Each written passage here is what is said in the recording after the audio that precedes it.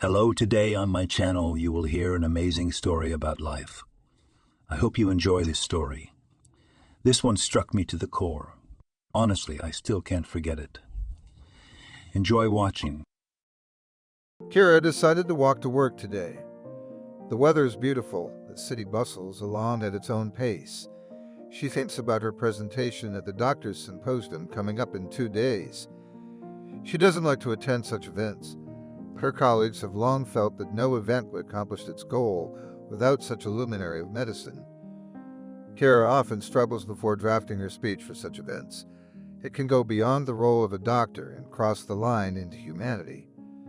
This can be boring to listen to. It's much more interesting to watch the realization of such ideas, she thought, and suddenly saw a crowd of people near an unfinished high-rise building. There were ambulances, policemen taped all around, cameramen with cameras and gawkers streaming through their phones. What happened here? Kara asked a young man who was adjusting his camera phone. Some dude jumped off the roof. He was persuaded for 2 hours, but they couldn't save him. He crashed, the young man said indifferently. Kara had no sooner moved a couple of steps away than a girl with a microphone in her hand appeared in front of her. "Excuse me, this is CCTV channel. Please tell me, did you have time to see what happened here?" "No, I was walking by." Witnesses say the young man jumped from the roof of this unfinished building and crashed. How do you feel about that? It's sad, I think. And do you think there was any chance for the special services to save him?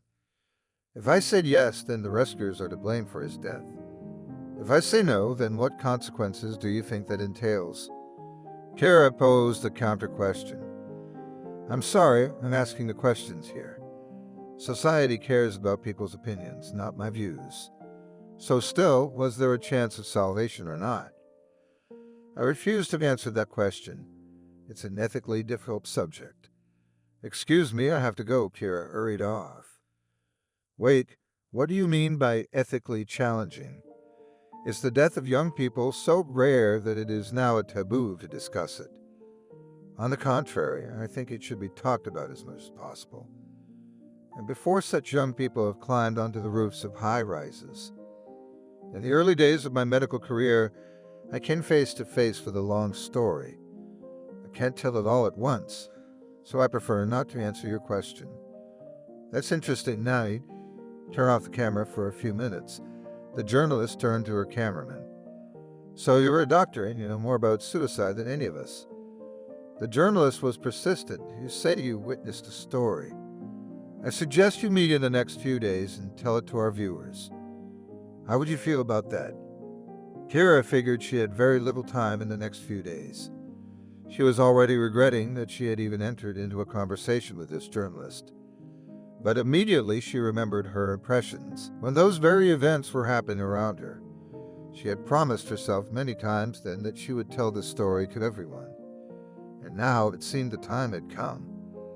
All right, I'll make time for it sometime, Kira said.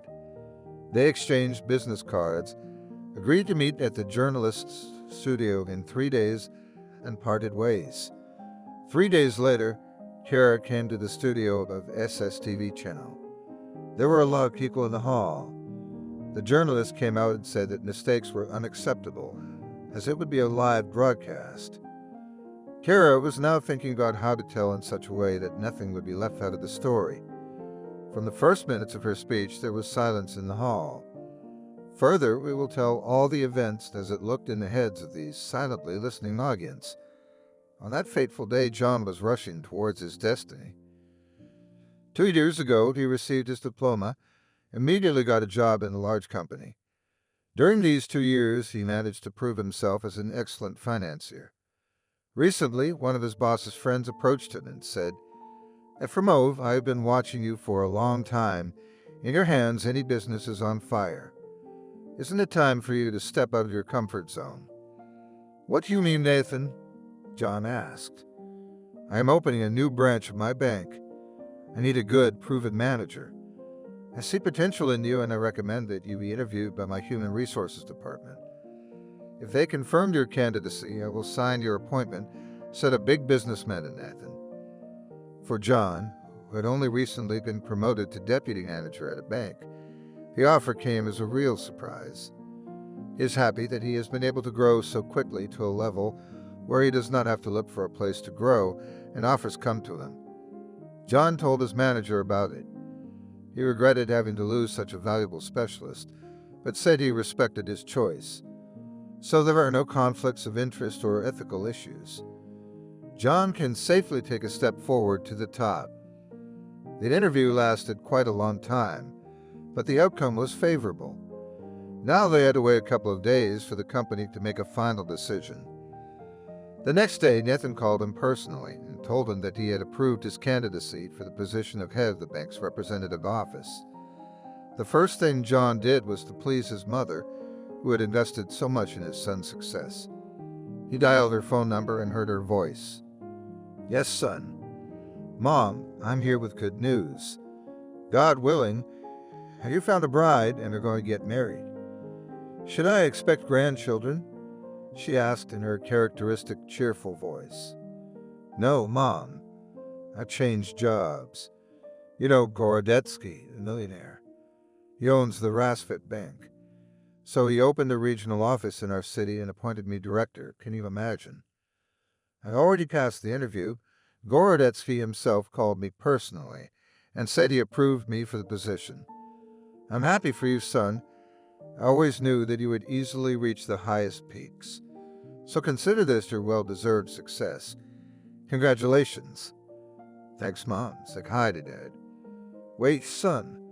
A career is great, but you can't forget about your personal life. Your father and I have long dreamed of grandchildren. When are you going to take care of us?" Mother asked.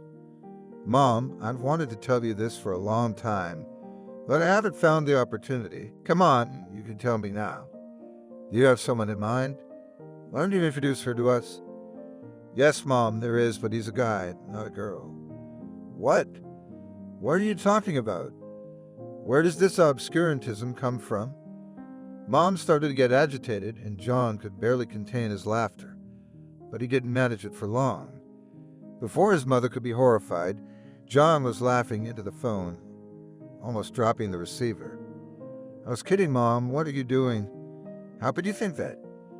Come on with your jokes to bring us to a heart attack faster than grandchildren. I've got a girlfriend. I'll soon get used to my new position, then I'll introduce her to you. She's a bit like you. I think you'll get along with her," John said. "Well, thank God. May you do well, son." Kisses bye.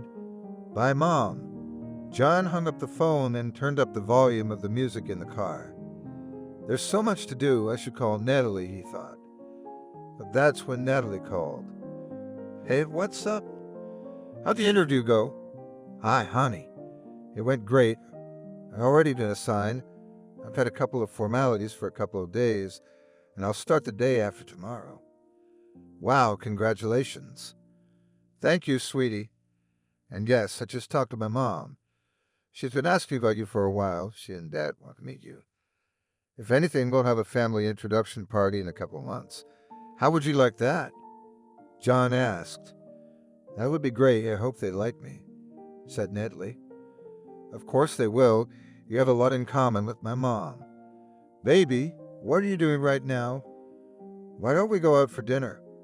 I could pick you up in an hour, huh?" "I'd love to. I'm going to go get ready then." "Don't be late," Natalie said. "Okay, you wait, sweet," John said and hung up. The music was blaring throughout the car. John drove into the wind, imagining his bright future. He was already the director of the bank's representative office. His next step would be a place in the board of directors.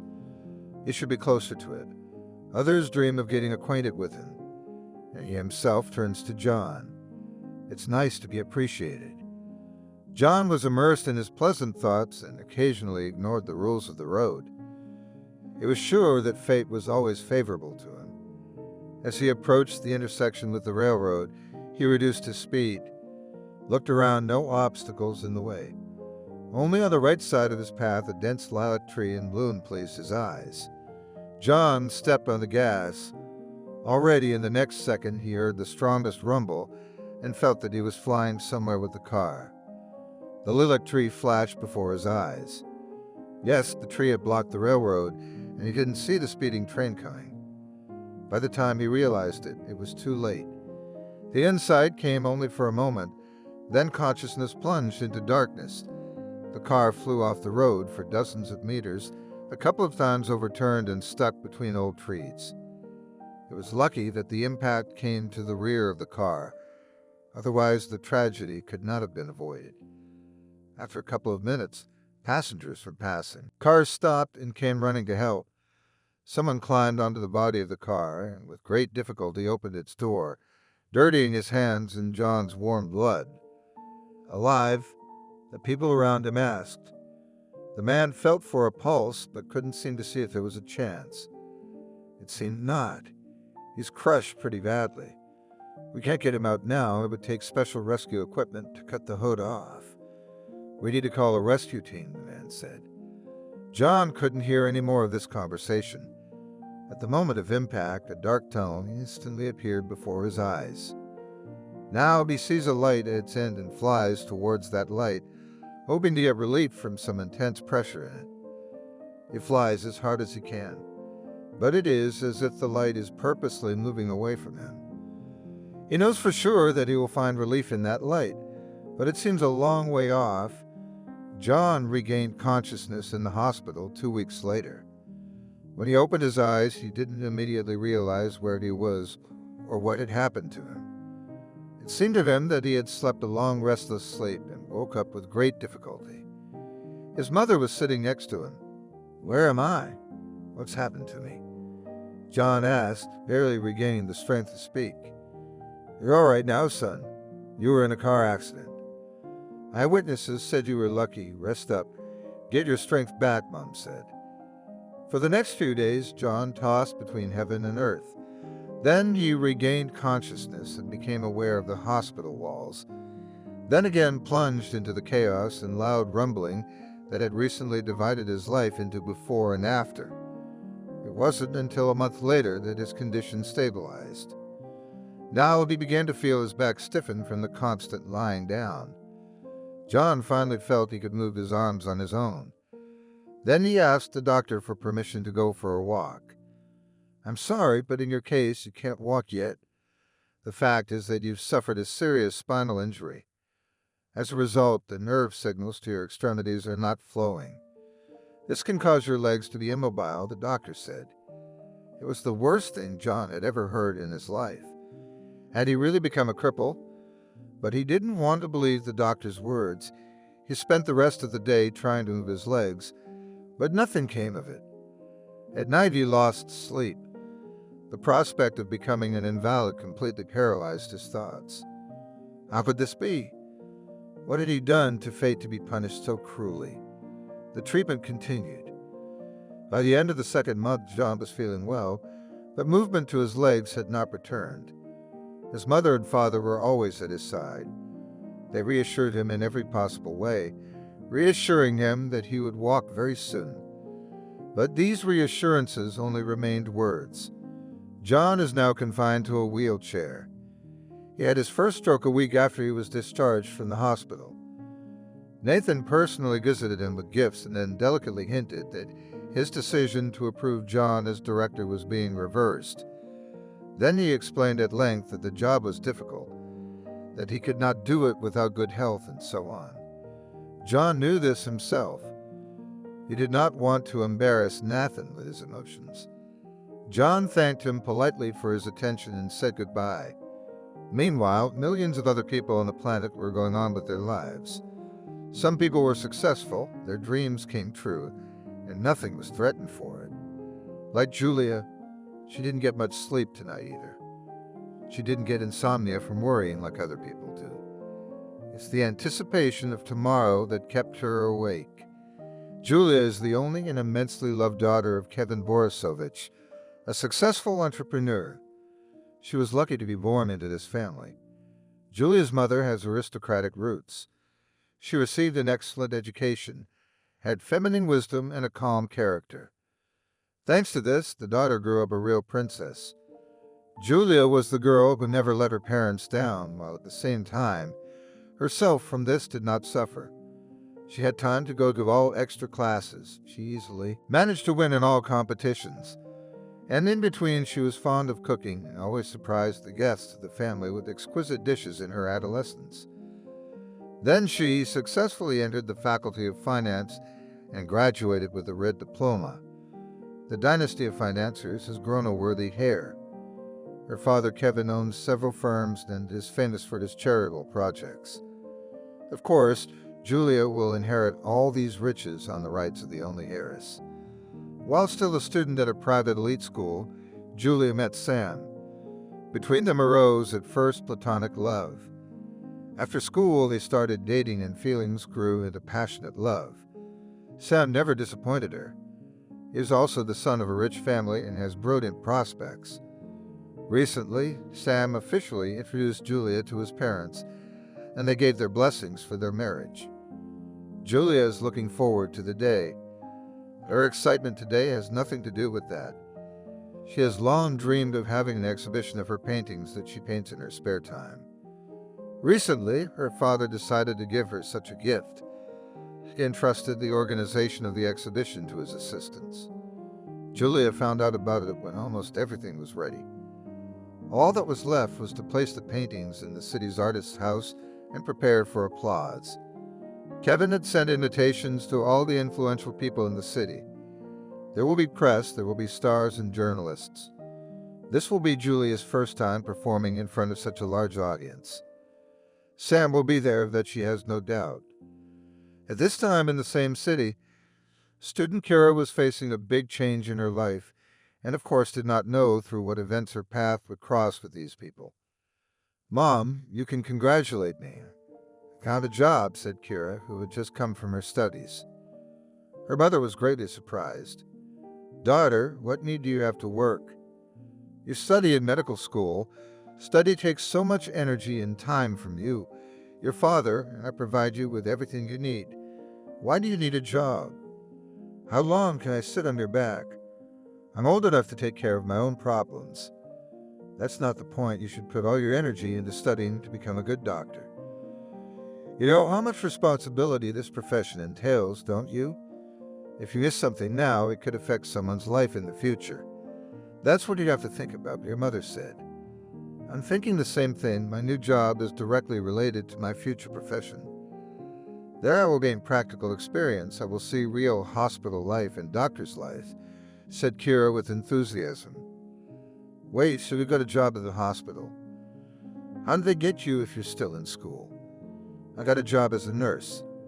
"Daughter, are you out of your mind? Your father is a professor of medicine. Your mother is an academician, and you're going to work as a nurse.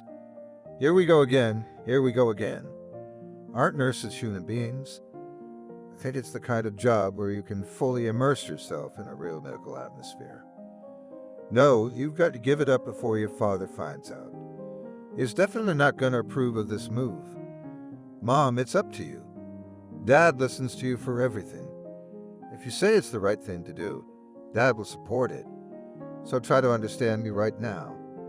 I believe you won't have any trouble convincing your father of that," Kira said. Her mother sat down on the sofa and clutched her head. "What's the need for all this?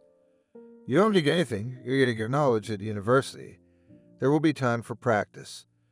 "You'll just sputter now," said her mother, not hiding her bewilderment. "Anyway, I want to be independent. You and your father don't want to admit that I'm already 20 years old. I'm an adult," said Kira in an offended tone. The mother realized that further arguments with her daughter were useless. In her stubbornness, she took after her father. If she decided something, she would stand to the end. So she decided to postpone this conversation until the evening. That evening, at the family dinner, the mother herself was the first to bring it up. "Father, your daughter wants to combine school and work. She says she's taken a job as a nurse at a dispensary for the handicapped." "Tell her that's not a wise decision," the mother said. "Kira, is it true?" Father asked. "Yes, Dad, it's true. Please don't change my mind. I'm ready to take full responsibility for my work and studies," said Kira. "Of course, we don't doubt your responsibility, but in your case it looks very stupid. The professor's daughter works as a nurse in a dispensary. It doesn't even sound right. I advise you to cancel this decision, or I'll have to call your supervisor, and he'll have to fire you," the father said.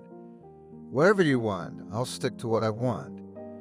Kira said yesterday, put her fork in her plate with a clatter, then abruptly stood up and went to her room. The next morning, the mother found a note on the table. It was left by Kira. In it, she apologizes for her firm adult decision to leave home and live an independent life. Julia's exhibition was a huge success. She was recognized by the public. Some of the paintings she managed to sell for a lot of money. It seemed that there was no one happier than her in the world. But even the happiest days were ahead. A couple months later, she and Sam got married. Their married life held no unexpected surprises. They both enjoyed each other's company and continued to give each other their love. Such a perfect relationship is what millions of people dream of, and these two young people never had to suffer in this relationship. On one such day, Julia felt ill. She had felt that periodically she had strong moments of fatigue before, but she wrote it off as fatigue. This time, she noticed that her body was giving serious signals of irregularities. She didn't put off going to the doctor for long. A long examination did not reveal any serious illness. The doctor prescribed Julia more rest, vitamins, and sent her home. But even with plenty of rest, Julia's health continued to deteriorate. There were no specific signs of illness, so she restarted the study. One of the doctors delicately recommended that she check with an oncologist to rule out the possibility. Julia was horrified by this recommendation, but for the sake of formality decided to take the tests. When all the results were ready, she took half an hour to drop by the doctor's office and show him that everything was normal and the cause should be looked for in something else. But I had to stay a while at the doctor's office. The elderly doctor asked various questions and shook his head, scrutinizing the results of the analysis. "I must tell you that the cause of your illness has been found. You should have come to us in the first place," the doctor said. "What does that mean?" Julia was horrified. "The fact is that there is a neoplasm in your pancreas. I understand that it does not cause you any trouble, but that's the insidious thing about this disease. It doesn't manifest itself until it's fully advanced," the doctor said. "Does that mean I have cancer?" "Doctor, is there some kind of mistake? Maybe I should have another test. If you'd like, you can go back for another test." "Well, all the tests here lead to that diagnosis. I don't think there's any mistake," said the doctor. Julia sat in the doctor's office and couldn't feel her body. The ground was falling away from under her feet. "Doctor, just tell me honestly, will I survive? Is there still a chance of salvation?" Julia asked. "I can't give you a guarantee, but we will do everything we can to maximize your life and its quality. But the treatment will not be easy," the doctor said. Julia walked home on wobbly legs. She thought her life was just beginning, and there were so many wonderful things ahead of her. She had never had any unhealthy habits. How had this disease chosen her, and why at such an early age? It was only when she was hospitalized that she learned that oncology does not choose a person by any characteristics. Here you can meet the youngest and most successful, cheerful and energetic, who were caught by the disease in the most interesting place of life. Everyone was shocked. Julia's parents and her new husband, Sam. They'd all made a friendly decision to help Julia fight for life at any cost. And there were other events ahead. Having gathered everything necessary in one backpack and leaving a note on the table, Aubrey went wherever she was going. She didn't have any plans, except a great desire for an independent life. Suddenly, she saw a frayed piece of leather lying on the sidewalk in front of her. She picked the thing up and saw that it was actually an old wallet. Inside were several neatly folded bills and a black and white photograph of a handsome man. Kara realized that someone had lost a valuable item and must not have noticed it yet. She held the wallet in her hands and quickened her steps to outrun all the passers-by, hoping to catch the eye of the wallet's owner. She had only taken a few steps when she heard a voice very close by. "Ah, there he is. I always lose it," said an elderly woman with snow-white hair and a sunny smile. "Grandma, is this your wallet?" "I found it over there," said Kira. holding it out to her. "Don't shout so loudly, my hearing is fine," Grandma said in a whisper, looking around. As she got closer, Kira felt a slight tingling sensation all over her body. It was a strange sensation. She had never felt it before. "I'm sorry, I saw the picture there and realized that this thing was precious to you," she said. "It is, but there's more to it than that. You didn't come here for nothing, did you?" The grandmother asked with a mysterious smile. "Yes, I should be looking for a place to live, but I decided to take a walk," Kira said. "So I'm not wrong. Come on, I'll show you the apartment, and you decide whether you like to live in it or not," said the grandmother. Kira was glad to be so lucky. She would not have to call a huge number of people and run across the city trying to grab the slightest opportunity. And if they could agree on money, it would be perfect. The grandmother with snow-white hair was walking along at a brisk pace. Her steps were quite brisk for an elderly person. They entered one of the entrances and went up to the second floor of an old Khrushchev house. Despite the old wooden door inside the apartment, the atmosphere was quite different. Very bright and spacious, several rooms with minimalist decoration. "I rarely come here, but I always find time if necessary." "How do you like it?" "I like it very much. It must be expensive," Kira asked. "Yes, very expensive, but you don't have to pay. If you like it, then just settle down and live your life. The rest will happen," she said and smiled enigmatically again. "What do you mean you don't have to pay?" "I think it's unfair." "Don't worry, I'm solvent. My parents put enough money on my card every month," said Kira. "It's not about the money, forget it. Now I have to get a move on, they're waiting for me." "You'll find everything you need in your places," said the grandmother and hurried to the exit. "Excuse me, but what is your name?" The grandmother thought for a moment, then gave Kira her wide smile and said, "Well, call me Grandma Cindy." "Nice to meet you, Grandma Cindy. My name is Kira." "I know," said the grandmother and left. Kira did not have time to ask how she knew her. And in general, a very strange woman. She catches passers-by on the street and lets them into her apartment for free. Sarah has been worried for 3 days about her son Oliver not answering her calls. She and her husband recently bought a separate apartment for student Oliver and separated him from themselves. The parents hoped that the spoiled lad would become more responsible and independent. But the hassle only got worse. Since Oliver lives separately from the medical university, his father's acquaintances began to call more often and ask why the son of such respected parents fell in academic performance. The parents guessed that the son has gotten involved with bad company and it's really distracting him from his studies. Guidance wasn't helping. The last time Oliver was in touch with them was 3 days ago, and today the teacher reported that he did not attend the university for 2 days in a row. Sarah's all worked up. Trying to talk to her son seriously is getting her nowhere. He's the hope of a medical dynasty. He needs to finish university and become a good doctor to inherit from his father a famous medical clinic in the city. Sarah decided to do things differently this time. She started dialing her husband's number.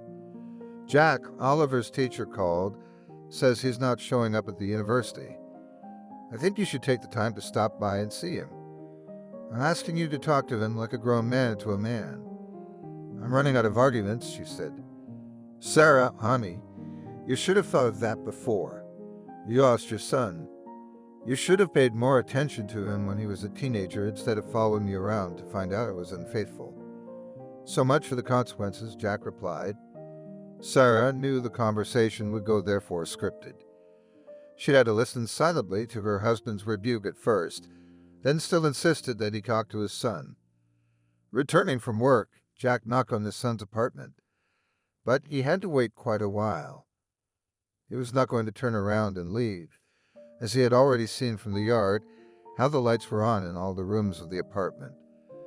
Moreover, while he was standing outside the door, he heard stomping and rustling inside the apartment. So the son was home. Tired of waiting, he pulled out his key to Oliver's apartment and opened the door. A pungent odor of booze hit his nose. Clearly, his son wasn't wasting any time. Jack walked into the kitchen and saw the typical scene on the table.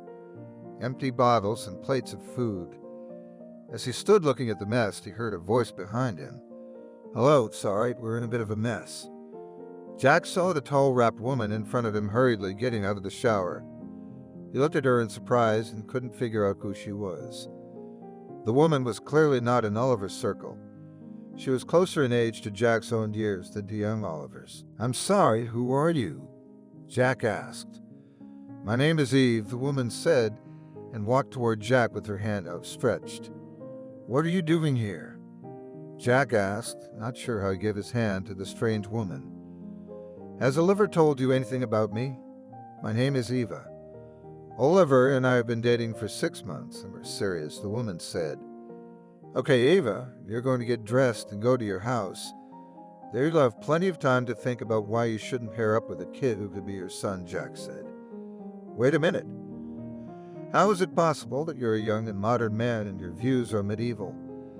Have you ever heard that there can be sincere and great feelings between people? In this case, age doesn't matter," Eva said. "You can make all the arguments you want. Maybe Oliver is just having fun with you. It won't last long. It's almost over. And now you're free to go," Jack said, and headed for the bedroom. By this time, Oliver had woken up with a terrible, lingering vigor, was trying to remember what had happened before and what day it was. He saw his father in front of him and was a little taken aback. "Father, why are you here unannounced?" "Son, why don't you explain to me why no warning works on you?" "Come on, Dad, don't start. I've got a headache. Did the teacher call?" "Don't worry. I'll handle it," Oliver said. "It's late. I don't see the point of further negotiations. Clean yourself up immediately and pack your things. You'll move back in with us. Your mother and I will rent or sell the apartment. Independent life is obviously not good for you," my father said in a menacing voice. "Dad, don't jump to conclusions. It's all right. I haven't given up studying. Sometimes I skip classes, but I finished all my exams on time. You're wrong about moving out. I'll have to start living on my own at some point. If you keep this up, you can forget about the clinic. Finish your studies and go to the bottom of the ladder, doing clinic duty and dressing wounds. No private clinic with a well-established reputation and client base for you," my father said. "I promise it won't happen again. Try to understand me, too, because I'm 22 and I'm not a kid," Oliver muttered to himself. "Speaking of the baby, who is this madam?" Jack nodded his head to the side. "Oh, you mean Eve. That's an old friend of mine. It was her birthday, so I threw her a party at my place. She'll be here for a couple more days, and then she'll go back to her place," Oliver said. "Why is your old friend old enough to be your mother?" Oliver said silently because he didn't know what he saw in an older woman. "Well, she and I have a great rapport," he mumbled under his breath again. "People like her only look for naive simpletons like you to get access to your money. I'm sure you've been telling me all along that you're the head of a private clinic. Things will be different from now on. If you want to continue living apart from us in this apartment, forget about this woman. And yes, so that you don't get drawn into pathological relationships in the future, find yourself a normal girl from your university and marry her. When you're a model student and head of the family, maybe we can revisit the clinic issue. Until then, you're grounded. I'll give you a month. If you bring a normal girl, we'll talk again. If you want to keep hanging around with grandmothers, you'll have to make your own career," Jack said, and headed for the exit. He looked at Eva again, trying to remember where he'd seen this woman before. She looked familiar. "Eva, what do you do?" asked Jack. "I'm in the arts." "What kind of art?" "I'm a dancer." "Where do you dance?" "Theater." "Ballet?" "I dance in a nightclub. The whole town knows me. You've got the spotlight on me." Now Jack remembered where he'd seen this woman. Indeed, the whole town knows her. She is a famous stripper who has been performing in various nightclubs for several years now. There was a time when Jack's own friends bragged about how they managed to get this Eva for one night. Apparently, the ratings of Eva since that time has not fallen, since now the turn came to his son. After the collapse of all hopes, John has been confined to a wheelchair for 6 months. Doctors have recommended various methods of treatment, but mobility in his legs has not yet appeared. The formerly active and enthusiastic boy is now forced to look out the window all day long and watch the lives of other people. His mother and father try to distract him in every possible way, reassuring him that he will soon be cured. But John has less and less hope. His favorite girl, Natalie, from the first days did not leave him. At the hospital, she walked him, helped him change his clothes, and never let him doubt his strength for a minute. After he was discharged home, Natalie started visiting him at home. Talk of the wedding itself died down. John realized that it was unlikely that a young, healthy girl would want to tie her life to an invalid, even if she loved him.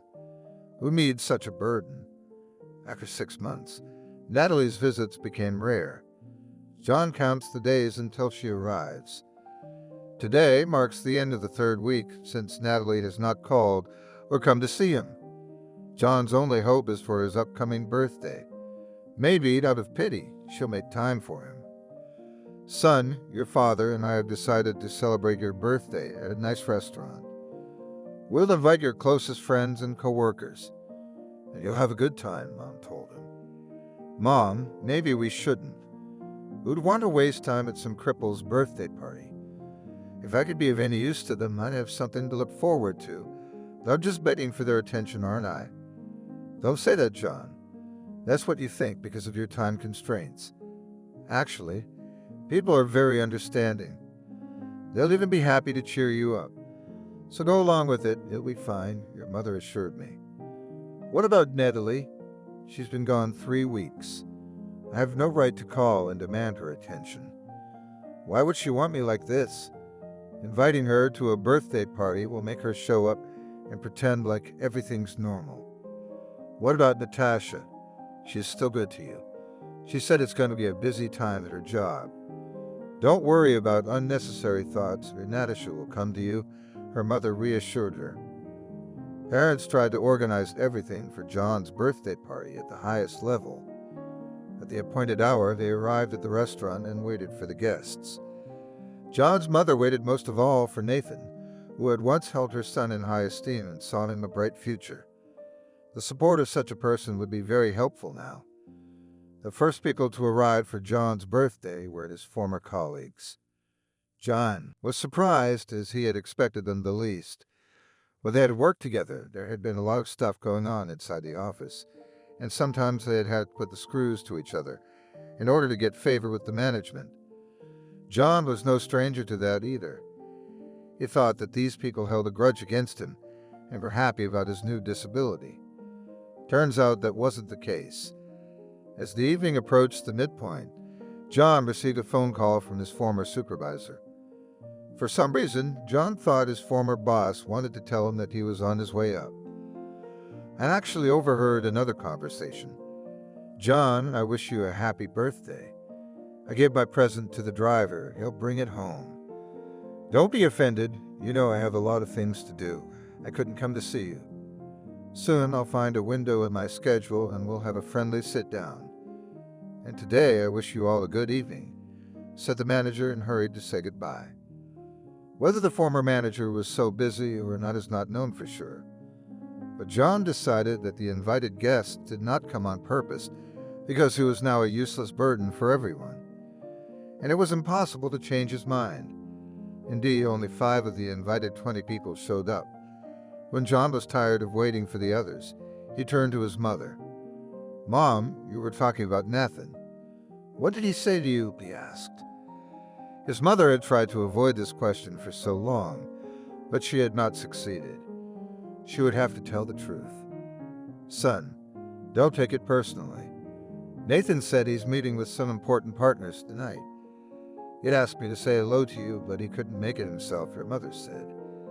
Everything became clear with this man, too. But John decided not to ask any questions about Natalie. He realized that he couldn't take another excuse from his loved ones. Natalie never showed up. The arriving guests wished John well. They noticed his low mood and tried to leave the evening before it was over. At the end, only his parents, his grandmother, and John himself stayed until the end of the party. The next morning, John woke up and regretted it. A crushing heartache prevented him from even breathing quietly. He suddenly realized that every morning he opened his eyes in pain and wished that the night's sleep wasn't the end of the whole nightmare. What upsets him the most is Natalie. Their relationship is fading before his eyes. John wants to talk openly about it, but at the same time he is afraid to hear the truth. Natalie does call that day. She wished him a happy birthday, apologized for preferring other plans. I understand you, there's no need to make excuses. Any decision you make, I will respect. I understand my situation and I don't want to be a burden, John said, even though he had promised himself 1,000,000 times before not to fall into the victim image. No, you don't have to feel that way. You just know that I'm always here for you. It's just that I'm in a period of time where I need to spend more time on my work, Natalie said lastly. In principle, John had no questions. While he was absorbed in his heavy thoughts, someone knocked on the door. Mom went to open it. It sounded like one of her friends. Ed, you've fallen off the team, haven't you? We decided to go on a picnic as a team for the fall holidays. Here, I came to tell you in advance so that you do not have time to come up with an excuse, her friend told her mom. No girls, this time without me. You know, I'm not my own person. I can't leave John alone. Though I'd love to rest, divorced in the arms of nature, answered the mother. Mother, I'll stay home alone. Father will come in the evening and we'll manage together. You'd better go on vacation, John shouted from the living room. But Mom didn't agree to go on vacation. As they sat down to dinner, John noticed that his mother had more gray hair than she had a few months ago. It's all because she's worried about me.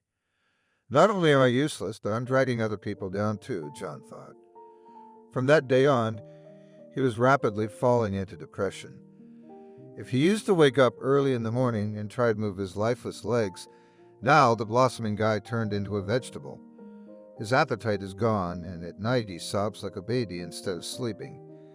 If his mother doesn't follow up, he won't take his pills on his own. He stopped answering phone calls from old friends. When people come to visit him, he closes himself in his room and does not come out to see them. His mother and father tried to distract him, but they didn't pay attention to the fact that in the guy's head you have born an insidious plan. Julia finishes the 3rd course of treatment, and her life also changed dramatically. All plans have had to be put away in a distant drawer called If You're Lucky.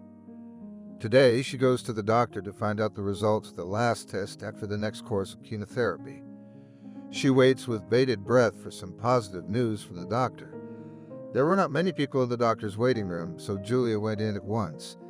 The doctor was scrutinizing her tests as usual. What is it? Any changes? She asked hopefully. How do you feel?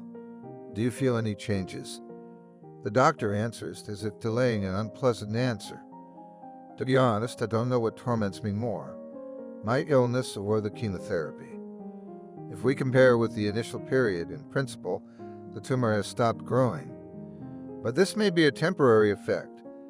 I would recommend surgery, the doctor said. Julia was most afraid of that answer. During her treatment, she has studied a lot of information and heard all sorts of stories.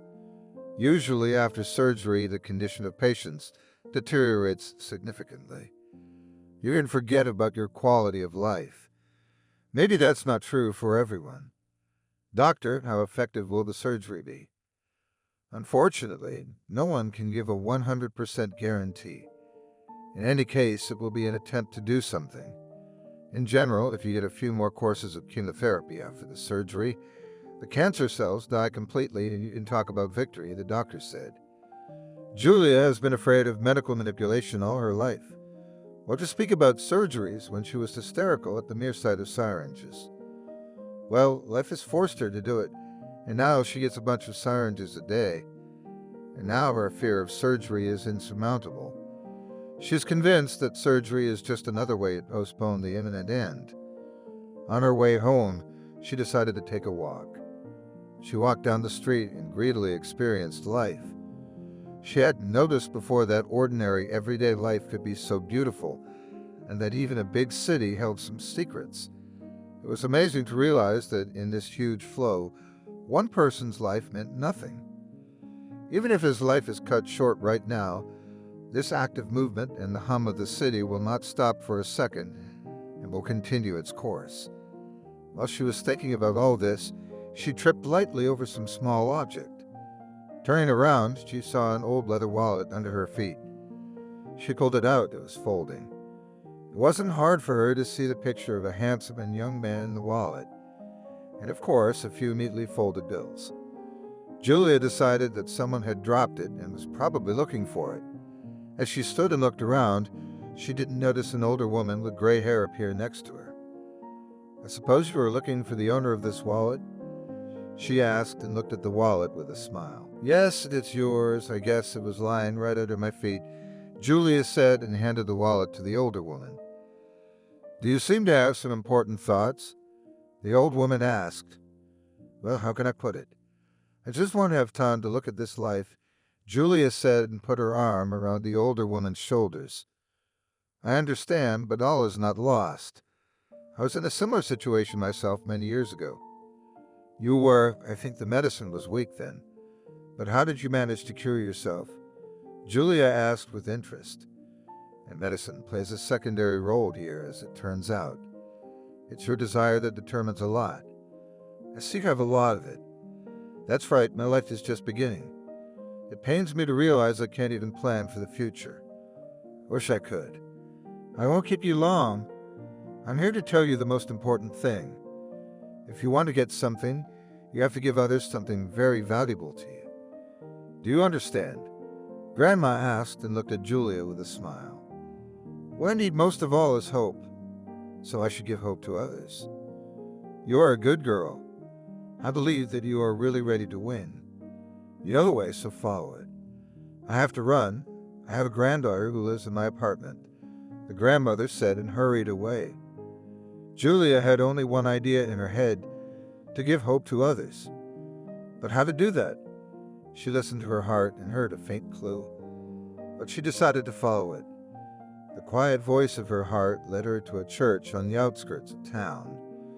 She prayed and asked God to grant her health and life, and she stayed in the church until her heart was firmly convinced of the best outcome of the whole story. Oliver decided to leave class early today, as he was bored sitting through the boring anatomy lectures. He called up his friend and they decided to go for a drive around town in his car. "Oliver, why aren't you in the mood?" his friend asked. "Yeah, my dad's been bothering me. He's threatening to take my apartment and rent it out to the newcomers. And I don't want to live with my parents again. We won't have a lot of time. We have to do something," Oliver said. "What do they want from you?" "They want me to find a normal girl. They want me to marry her and learn to take responsibility." "What are you going to do?" "Where am I going to go?" "I don't want to sit in a clinic after school and see pensioners. I want to run my father's clinic. There's a normal flow there, not the last people there. There's a professional team. That's what I mean, a career. So there's something to aspire to. Do you have to get married for that? It's not that simple. You know that stripper from the club, her name's Eva." "Oh yeah, she's not a young girl." "How not young?" "About my mom's age. Anyway, she says she's in love with me. But I've been talking to her, she's all right with me too. She doesn't get cranky, she doesn't give me a hard time. Unlike the younger ones, she understands and supports me in everything. Except that my father caught us in the apartment together and put the question on the table. I need to end it with her and show my parents a normal girl. Well, they offer you a normal option.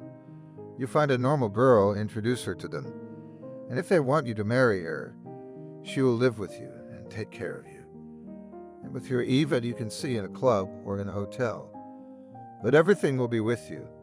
In the clinic, and parents will be happy, and a wife and a mistress," said a friend and laughed loudly. "But to find a girl who will like them, that's not a problem at all. Look who's coming. You can tell she'll make a good wife. I think she goes to our university. Why don't we go over and meet her? I think I've seen her a couple times before. I'm going to try to make conversation. If anything, you vacate the front seat. I'll take her for a ride around town."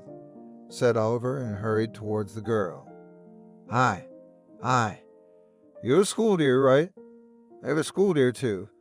Have you ever noticed? My name's Oliver. I'm Kira. I'm sorry. I didn't notice you before. Is your class over? Maybe we could go for a ride. I'm free for a couple hours.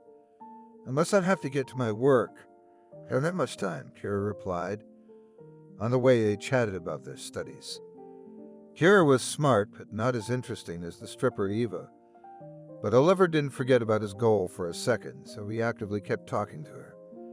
And when they arrived at one of the city hospitals, Kira hurriedly said goodbye and ran inside the hospital. They'd agreed to meet in the evening when Kira was free. Oliver didn't even ask why this girl was coming here. Their romance was developing rapidly. Kira had never been as intimate with anyone before as she was with Oliver now. Longing for her parents was replaced by confidence in the delights of adulthood. Oliver was quite adept at dealing with the female sex. Therefore, he had no trouble entering Kira's life and even finding a place in her heart. At first, Kira couldn't believe that her first love had come to her. But each time, scrutinizing the face of this cheerful young man, she more and more convinced herself that this is the real female happiness. She never burdened him with her current affairs and problems. They had no problems in life. A couple months later, Oliver told his parents that he had met a nice girl and they were in a serious relationship. Jack and Sarah were overjoyed. Now they began to insist on meeting this girl. When Kira heard about this proposal, she had no doubt that Oliver was her destiny. Today, Kira's work shift was hard. In general, Oliver charges are considered heavy patients. Most of them are bedridden and in constant need of help from others. In addition, people with disabilities become moody and cranky over time. It is sometimes difficult for their loved ones to cope with them. Kira had a unique talent to find a common language with each ward. Tonight, there was a conflict between two patients. A middle-aged woman accuses a young girl of stealing her commemorative comb. The girl assures that she did not see any comb. At first, there was a verbal altercation between the two. Then the girl could not stand the neighbor's outbursts and threw her mug at her. The neighbor threw the mug back at the girl. As a result, the girl received a serious injury to her eye.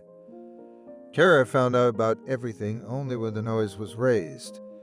She ran to the room and started to find out what had happened.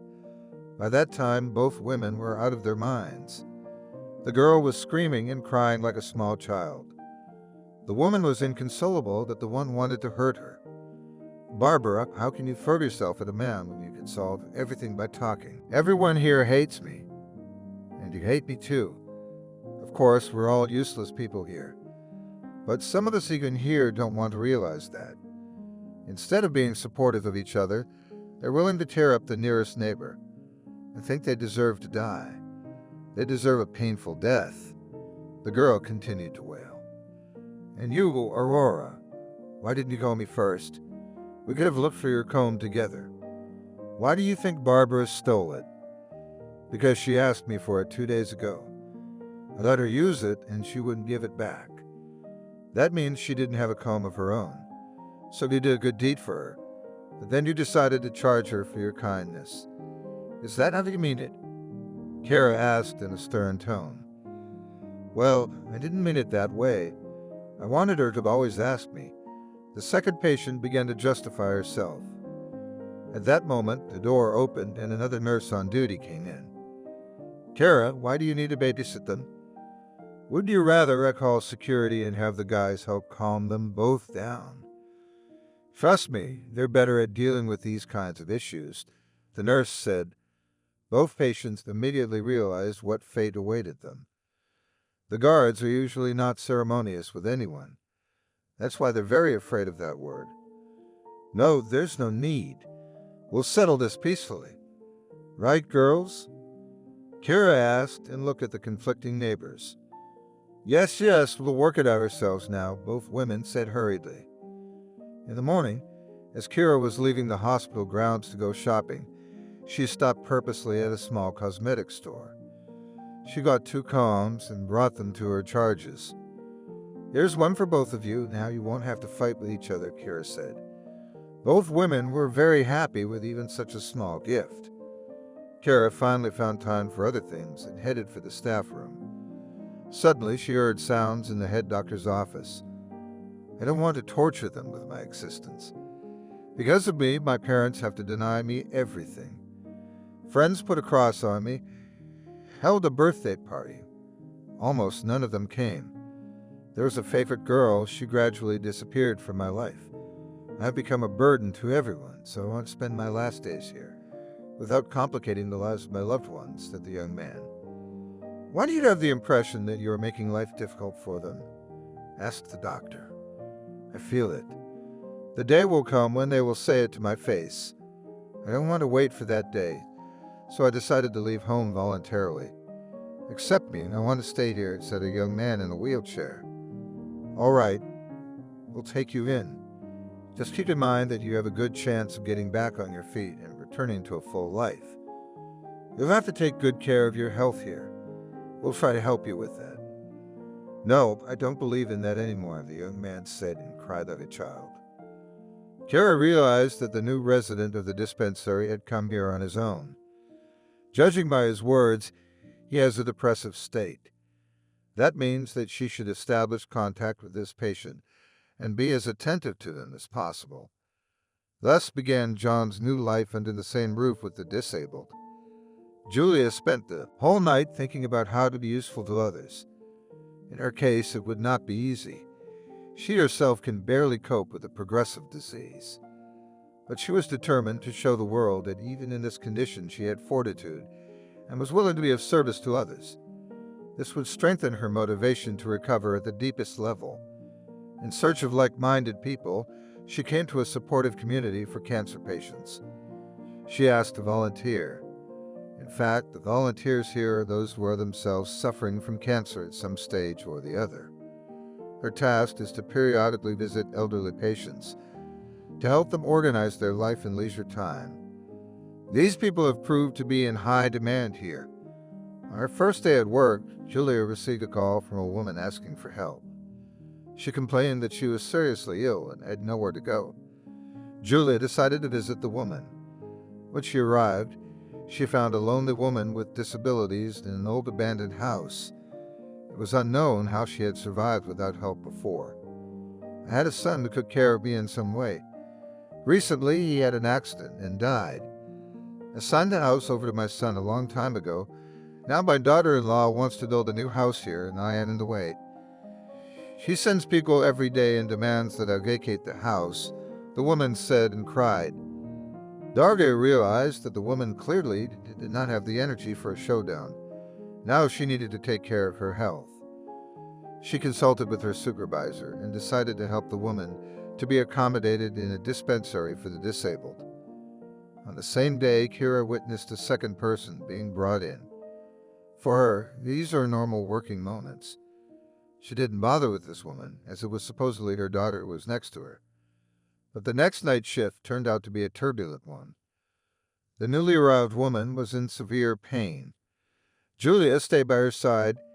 In the middle of the night, she ran to Kira asking her to find a doctor and examine the sick woman. It's impossible now. We'd have to wait until morning, Kira replied. But she is in unbearable pain. She needs strong painkillers. The person is suffering. Think of something. Julia was inconsolable. Girl, we see how difficult it is for your mother. But now it is technically impossible to get the necessary drugs. We will deal with this issue first thing in the morning, Kira answered her. She was sure that Julia was the caring daughter of this woman. Their acquaintance had come much later. I feel sorry for her. Bodily pain is one thing, but she's also in mental pain from being kicked out of her home. Julia told her mentee's story. How did you let this happen? Didn't you have anyone else close to you to protect you? Kara asked in surprise. Me? I have loved ones. I'm fine. I'm in my ward. Isn't she your mother? No, I'm just a volunteer. My mother and father are healthy, thank God. I volunteered for a volunteer organization to make it count as my yes to life. I understand you. You're caring for a complete stranger, right? What made you do it? I'm diagnosed with cancer myself. There's a little time for observation, and if there are no positive changes, we'll have surgery. It's a big one. I'm really scared. Do you know what it's like when you're just starting out in life, setting big goals and having big hopes, and then bam, you're diagnosed? It's like a cruel joke of fate.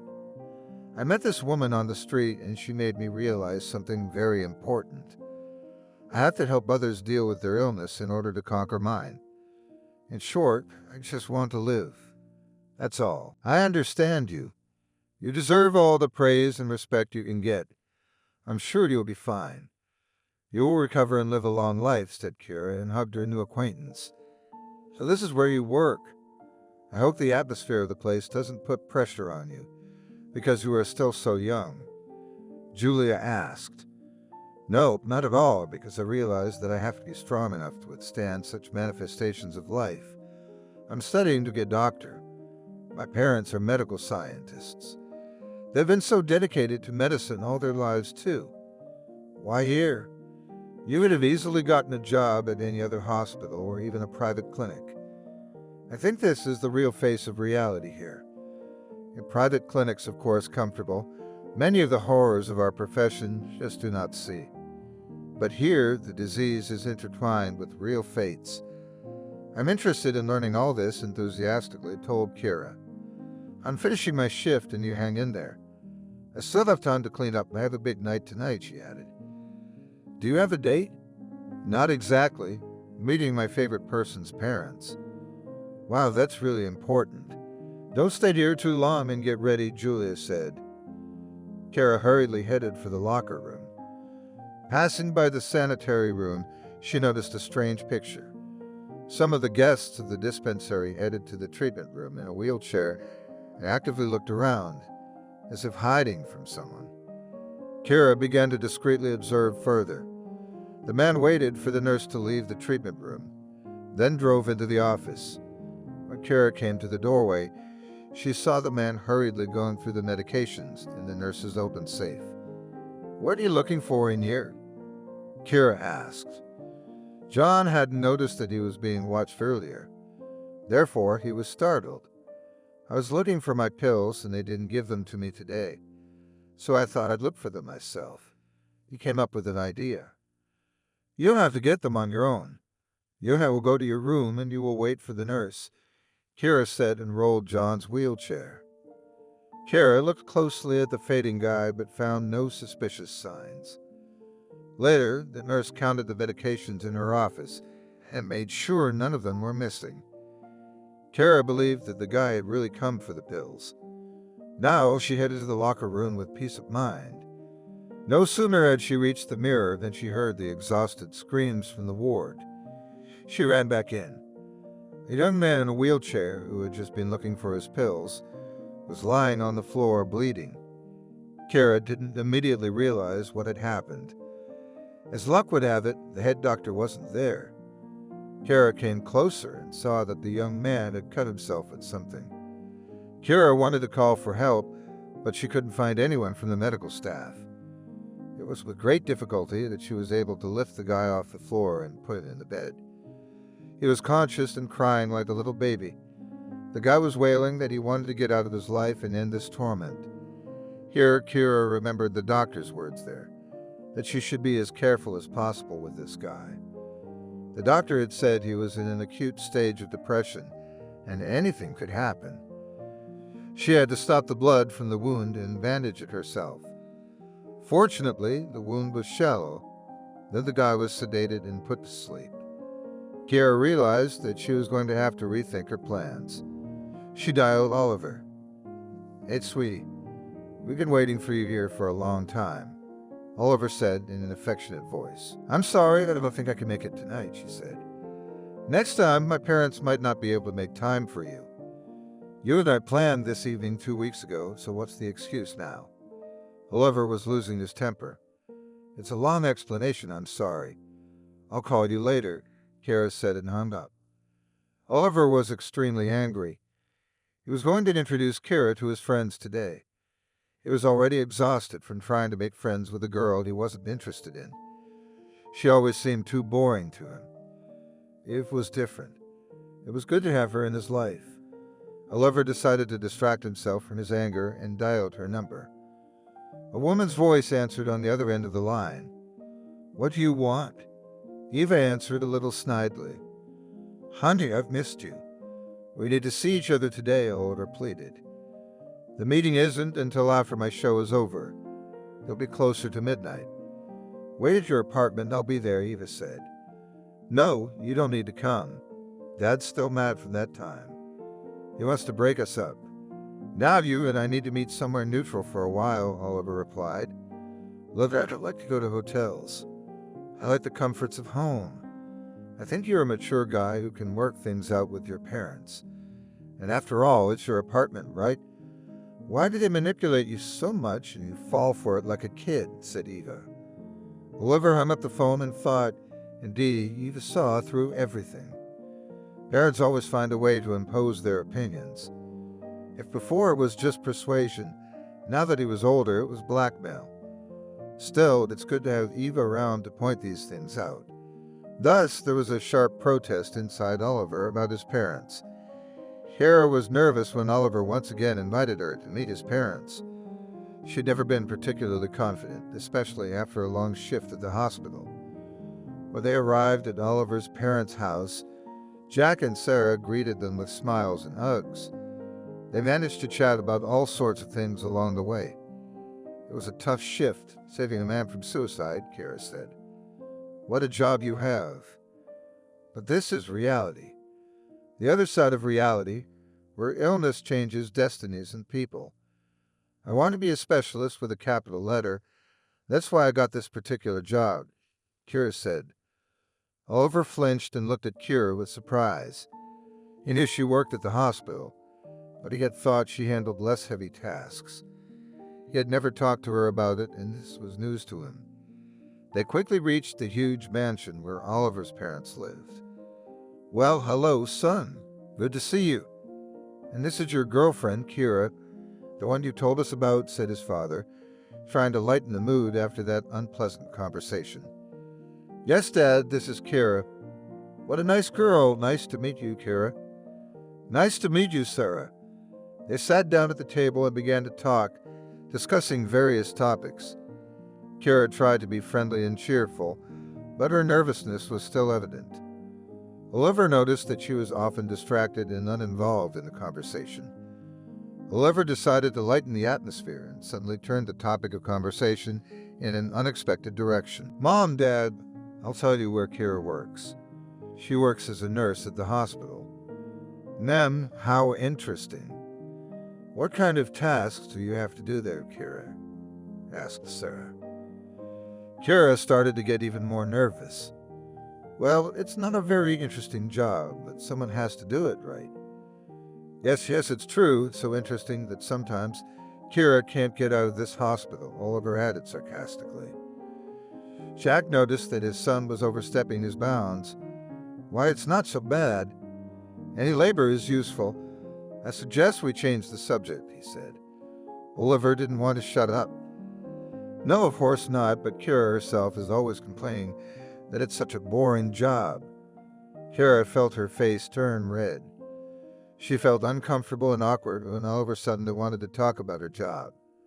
She wanted to say something in her defense, but the words wouldn't come. Sarah tried to smooth things over. "Well, Kira, but this is such important and noble work. You're doing a very important job," Jack added. "Absolutely right, Sarah. We're proud of you, Kira." Kira felt a little better when her parents accepted her work with respect. Oliver still wouldn't let go of the situation. "Well, of course, no offense. It's just that I didn't know you worked in such a lowly position before," he added. Kira felt tears welling up in her eyes. She set the cup of tea on the table and stood up. She said goodbye to Oliver's parents and quickly walked out of the house. Oliver stayed with his parents and tried to explain why he had made a joke about her. The next day, Kira arrived at work and began to reflect on last night. She was disappointed in Oliver and didn't know how they would continue their relationship. She sat in her office and suddenly heard someone calling her name. and it was Sarah. Kira, there was a misunderstanding at dinner last night. I came to talk to you privately. I used to work in a hospital, too. I was a surgical nurse, and I loved it. So don't think Oliver's words are true. He's very easygoing. I'm sure you've noticed that, her mother said. Kira smiled. She realized that Oliver wasn't a bad guy, and she loved him. She decided to give him another chance. After a few meetings with Sarah, Kira had become firmly friends with her. Oliver's mother insisted in every way possible that their relationship continue and grow. It turned out that Sarah was well aware of her son's flighty nature. Of course, Kira did not know that at home every day Sarah and her husband discussed their relationship. The father believes that a girl like Kira is the only chance for their son to grow up and learn responsibility. In fact, Kira is the perfect match for Oliver because she is also a future medical professional. Kira had been prioritizing her work, but now she was paying more attention to Oliver. Tonight, they were going out together. Kira decided to give herself a chance to rest, but she could never get comfortable spending time around Oliver when she thought of her patients. So that those people would not suffer in her absence, Kira decided to make an arrangement with Julia. Julia, you are already your own man here. I have a small favor to ask of you. Could you look in on John's room more often tonight? Make sure he doesn't get any sharp objects in his hands. We also need to make sure he doesn't get his hands on anyone else's drugs. He could drink them and accomplish his goal, Kira said. Don't worry, I'm thinking of talking to the guy myself sometime, Julia promised. Kira took a flying gait and flew off to meet her lover. Julia tended to the sick, helping some to eat and some to change. In the evening, she made sure that everyone drank their pills and went to bed. When the ward was quiet, she sat down in the foyer and finally allowed herself a cup of coffee in complete tranquility. But it wasn't to be. After a while, she heard the quiet squeak of wheels. It wasn't hard to guess that it was the wheels of a wheelchair. Julia began to watch further. The same depressed guy, John, was looking around before wheeling his wheelchair out of the room. Julia bent lower at her desk and it was hard to see her. The wheelchair moved slowly and headed towards the treatment room. When it disappeared behind the door, Julia followed. Through the gap in the doorway, she saw the guy hurriedly pocket some medication and hurried back. Stop. What do you want here? Julia asked John. He was instantly angry that he had been caught again, but he didn't confess his intentions. Instead, he turned on the victim again. I felt sick, so I decided to take a sleeping pill. I didn't want to bother the nurse to get tired of dealing with us all day. What if it's not true? Julia asked. If you don't believe it, that's your business. I need to go to my room, John said and rolled his wheelchair into the room. Julia followed him. When he pulled into the room, she followed him in and closed the door. You take over, I'll take a look around, Julia said, then crossed her arms and stood in the middle of the room. I'm going to complain to the doctor about you. What do you want me to do? Actually, you should have taken care of me. Brought me sleeping pills. John tried to get rid of the intrusive girl's attention. Don't lie to me, I know you're tired of living. I know all you've been doing lately is trying to get out of life. So you can't fool me, Julia said. John was taken aback by these words, since no one had ever allowed themselves to talk to him like that before. He had long ago realized that people are willing to comfort endlessly if you show them your weakness. So instead of actively pursuing treatment and getting back on his feet, he's busy finding an affordable way to commit suicide. You know, I feel unwanted and superfluous everywhere, and yet somehow I live. Before I was a blossoming man, I was on the road to success. I had grand plans for my life. One day, it all came crashing down and I turned into a vegetable. Who would want me like that? Before John could finish, Julia cut him off. I know you've been trying to kill yourself for a long time. Is that true? She asked, looking him straight in the eye. That's true, but I actually went to get some pills right now. I wanted to sleep better and not wake up at night, John said. That's all secondary. Let's talk about your plans. Do you really want to die? Maybe I can help you, Julia asked. Are you kidding? John looked at the girl with incomprehension. No, I'm not joking. I suggest you take a walk with me. Just you will tell me everything, Julius said, and without waiting for his answer, rolled the stroller towards the exit. She led the stroller along a large highway where rare cars were rushing by. They traveled a decent distance while John talked about his former life. It was very strange having such a life story, not to want to continue it. As I understand it, you were promising as a specialist. You had loving parents that you gave up on yourself. You built strong relationships that can build more. And as soon as you were put to the test and needed a little persistence and patience, you decided to resent the whole world and give up on life itself. I guess I don't understand something about it, Julia said, and swerved the stroller into the driveway. Then she leaned over and locked the wheels of the stroller. When she was sure it was stationary, Julia stepped back to the sidewalk. John was left completely bewildered. Hey you, what do you think you're doing? Unlock the wheels. John started to get indignant. Don't even ask. You've been wanting to get out of your life for so long, make it look like an accident. Then your parents will have a chance to forget about you someday and won't spend the rest of their lives wondering what they did wrong. Then the hospital management won't have any complaints about me not looking after you that night while they were busy with more difficult patients. If you want to leave such an encouraging life, then leave it in such a way that no one gets hurt because of your stupid decision, Julia said and sat down on the sidewalk. Are you out of your mind? Can't you see how fast the cars are going? I do, that's why I brought you here on purpose. Any other car could be the death of you. So accept it with dignity. You're really crazy. I'll complain to the doctor tomorrow. You'll be fired. No, you should go to jail. How do you abuse an infirm person like that? John shouted. He continued his outrage at the top of his voice. But not all his words reached Julia. While he was shouting, another car was speeding toward him. John looked at the light of the headlights and suddenly pleaded with himself. He closed his eyes tightly and gripped the rail of his wheelchair with his hands. A moment later, he was shaken by the strong wind, and then the noise died down, followed by the disappearance of the car's headlights. What do you think? Death just blew right past you, yet your hair was ruffled by the wind of the flying car. How does it feel? Julia shouted. You're insane. Just now I was barely alive, and next time it might not be. And it will be on your conscience, you lunatic. Julia remained indifferent to his outrage. She just sat on the edge of the sidewalk and looked at this man, who in an instant had gone from suicidal to another person, who was desperately fighting for life. John, I'm offering you a deal. It'll be good for both of us. You give your unnecessary life to me, and you take my impending death. I think that's fair. Everyone gets what they want, Julius said. I don't get it. What kind of a trick is this? Shouted John, who was sitting in a wheelchair in the middle of the road. I am figuratively speaking to convey something very important to you.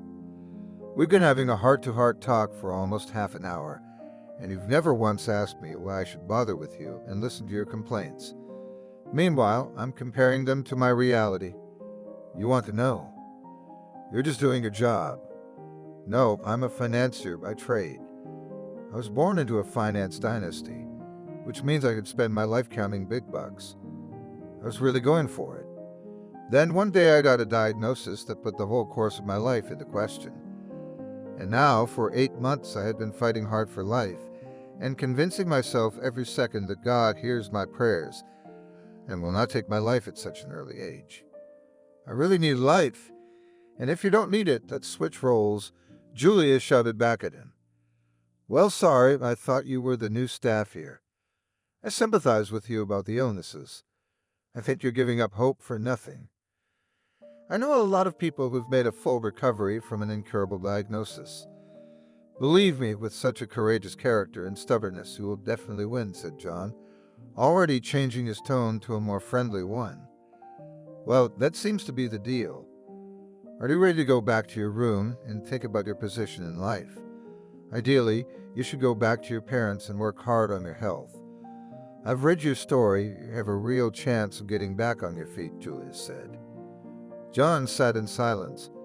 Julia realized that he was thinking about something very important, which meant that the process was underway.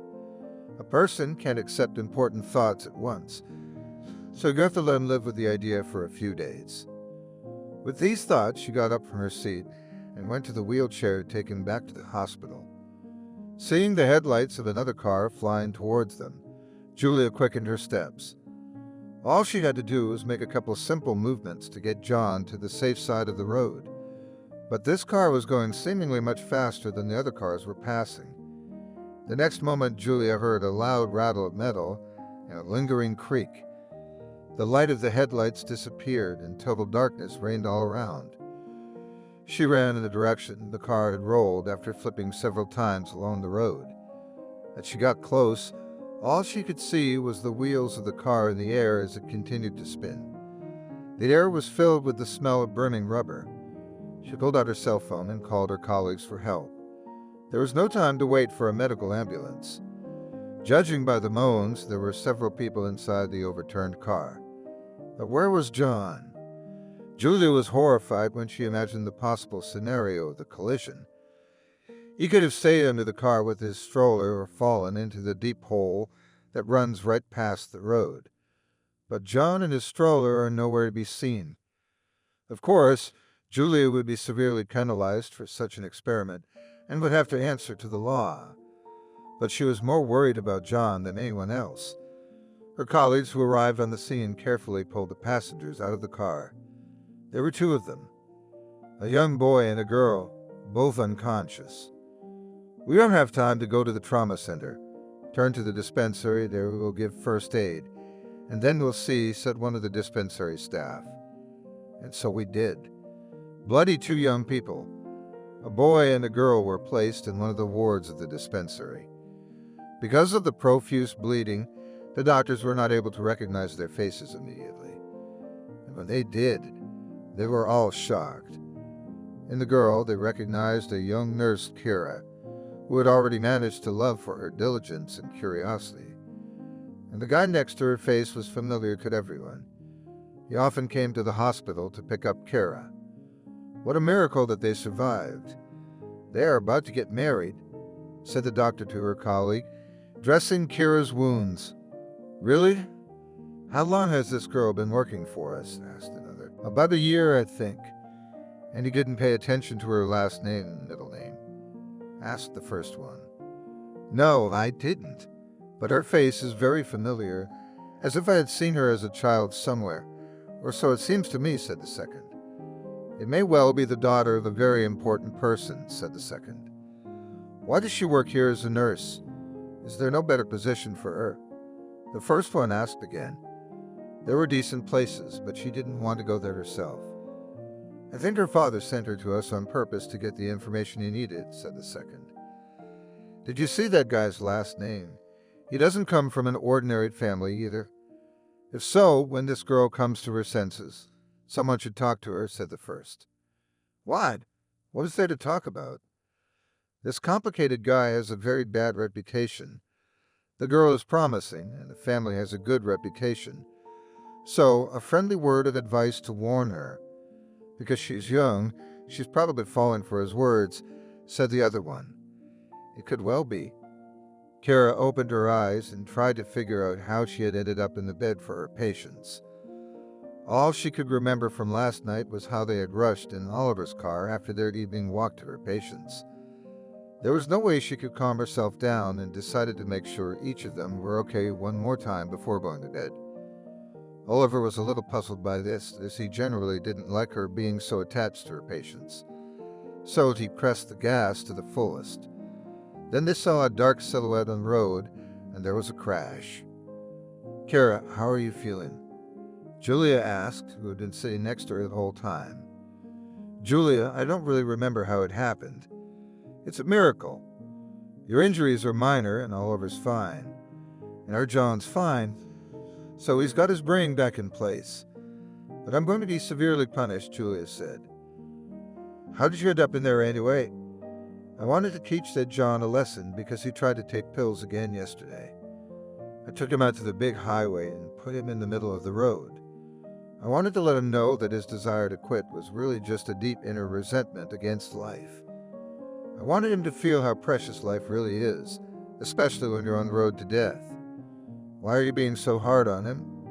He could really kill himself, couldn't he? He has a deep depression, and apparently his character was very vulnerable, so there's no way he could psychologically adapt to reality. There's nothing wrong with him, really. He and I were almost able to come to an understanding. I told him my story. He thought about it.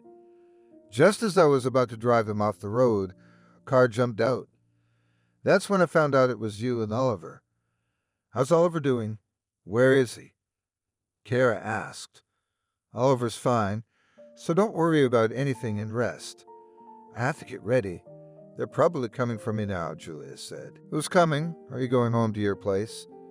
No, the cops are probably coming.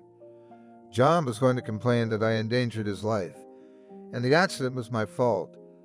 Don't worry, I have nothing to be afraid of, Julia said and headed for the exit. A few days later, Kara asked to share a room with Oliver. That way they would be less bored. Oliver's injuries weren't serious, and he was counting the days until he would be allowed to go home. On one of those days, the head doctor of the dispensary came into their room. Well, young people, are you getting better? Or should I transfer you to the traumatology to treat you properly? Asked the doctor. Kara and Oliver answered that everything was fine and they would return to their normal life in a few days. Well then, Kira, you have a little business to attend to. All attention to the door, please, the doctor said solemnly and gestured towards the front door. The door opened and an elderly man with glasses walked in. Edward, here is your daughter. Watching her labor process, I had no doubt that you, as a professor of medicine, have raised a worthy daughter. In addition to her primary work, Kara had a keen interest in learning patient protocol. When we were sure that the girl had enough knowledge in her field, we allowed her to draw up her own protocols for each patient. And what do you think? Her rates were the highest, and not just in her specialty.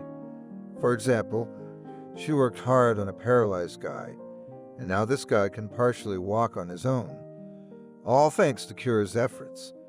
Our volunteer, Julia, who was diagnosed with cancer, is also successful. Kira was not just friends with her colleague, she followed the progress of treatment of these people and our other patients. I am sure that in the person of Kira, our medicine will soon be a very valuable staff member, said the chief physician. Well, if that's true, then good. And so my daughter is stubborn, long ago stopped communicating with us. It is all her personal merits. Well, Kira, convinced of your adulthood, maybe enough adventures, move home. Your mother misses you, said Professor Eduard Grigorievich, and stroked his daughter's head. Oliver was at a loss. Kira had never said who her parents were. Here now he had no questions left. Here his parents would be surprised that she was the professor's daughter, which meant he was getting one step closer to his goal. 3 days later, they were both discharged. Oliver hurried home. Kira went to her place. It was only in parting that she said, Oliver, I realized something important. I'm sorry, but I don't see a future in our relationship. I hope your parents will be understanding. So goodbye and take care of yourself. Oliver stared at her in bewilderment, but he didn't push for an explanation. On the contrary, he felt relieved that he would no longer have to pretend to be a loving boyfriend. The court hearing on Julia's case was held in public. Everyone was present. The staff of the 2 hospitals, a representative of the volunteer organization, Kira and Oliver and John. The trial was proceeding on a regular schedule. Julia sat quietly behind the bars, waiting for her turn to say her last word. Defendant, it's time to hear your side of the story. Can you tell us why you took the victim out into the roadway and left him in danger?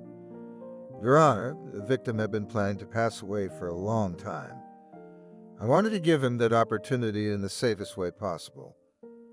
First of all, I didn't want the young specialist, Kira, who was responsible for him, to get hurt. So I chose a day when Kira wasn't at the hospital. If he had swallowed pills, and this had happened more than once. The main nurse would be behind bars, and his parents could spend the rest of their lives bemoaning the fact that they couldn't keep their son from committing suicide. That would make it look like an accident. But, Your Honor, in the course of this plan, something changed dramatically in the other direction. For the first time, the victim dialogued and changed his position. That's where my story came in. "What is your story?" the judge asked. "My story is that I am in the opposite position to the victim. I have been given a very pessimistic diagnosis. The details are in the documents at your fingertips. In short, it remains to be seen whether or not I will be alive in a year's time. But I really want to live. For 9 months now, every move has been to get my life back on track, to regain my confidence that there is time ahead to make plans and to dream. So I told all this to our victim and offered a symbolic deal. He leaves life in agreement with his choice, and then maybe I stay alive if human desires are destined to come true." Just as we solidified our agreement, a car appeared on the highway and collided with a wheelchair. But it was like that at first glance. As you may know from the case file, the victim was not actually injured. There was no direct collision with the car and his wheelchair. The car slid into his stroller and John was thrown to the side of the road. But while medical personnel were busy rescuing the young people in the car, no one noticed the victim. He managed by his own efforts to get out of the hole in which his stroller had fallen. He also managed to somehow get back to the hospital. As he told me later, this incident gave him confidence in his abilities. Therefore, I plead guilty to having confronted a man with a real death, and thereby helped him avoid it. Let the decision be at your discretion, and within the law. Julia finished her speech. "Will the defendant please tell me what is the state of your health now?" the judge asked. "I have consented to the operation. It will be a decisive step. But the operation is possible if the court authorizes it," Julia said. "I'd like to address the victim, John. Do you have anything to say?" The judge turned to John. "Yes, Your Honor, I do. After what happened, I realized a lot of things, and I came to the conclusion that I had in fact shown weakness of character for a long time. The defendant, Julia, was an incredibly brave young woman. I believe she was in a state of desperation at that moment. She was desperately fighting for a chance to live. Thanks to her efforts, I realized that my situation was not the worst. And most importantly, I was convinced that I could walk on my own. Now, as you can see, I can partially move around without a wheelchair. I would like to thank Julia very much for this lesson and ask that she be released from the courtroom." "I have no complaints about her at all," John said. Then, after a few formal procedures, the court read out the decision that Julia was released from the courtroom. 2 months later, she was operated on by Professor Edward, assisted by a young specialist, Kira. Already in 6 months, Julia was able to return to her former life. Thank you for watching this video to the end. Subscribe to the channel. Like it, write comments if you like the story, and see you on the channel.